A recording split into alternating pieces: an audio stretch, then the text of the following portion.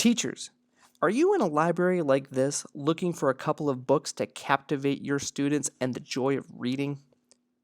Are you trying to find a story that is not only award winning, but also has a great message to go along with it? Well, look no further. Your students inside of your elementary classroom will all love the story called Make Way for Ducklings, a story written by Robert McCloskey. In this story, Mr. and Mrs. Mallard, two ducks living in the heart of Boston, lay eggs and wait for them to hatch.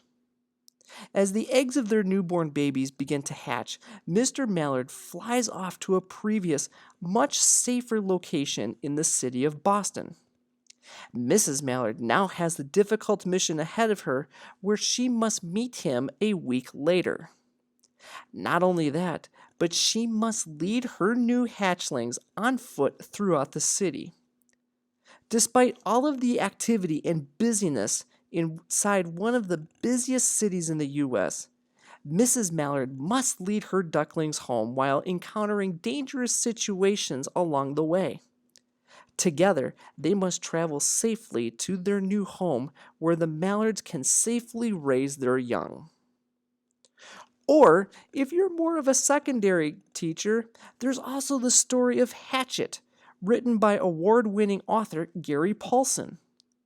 In this story, Brian Robeson, a 13-year-old boy from New York City, boards a plane headed from Hampton, New York to the Canadian North Woods to visit his father, who was divorced from Brian's mother. After a scary and rapid fall from the sky, the plane suddenly crashes into the lake deep inside the North Canadian woods, where Brian is now stranded. With little food to eat or drink, Brian must now learn how to survive in a strange and uncharted forest.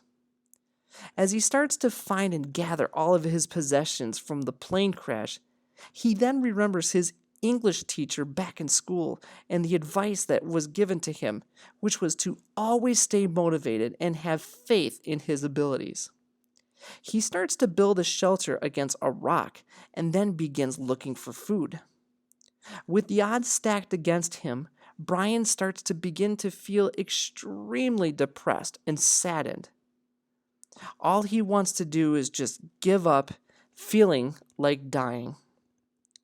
But as the days and the weeks go by, not only does Brian learn more and more about survival skills, but he also starts to learn more and more about himself and the new perception that he has about himself and his life.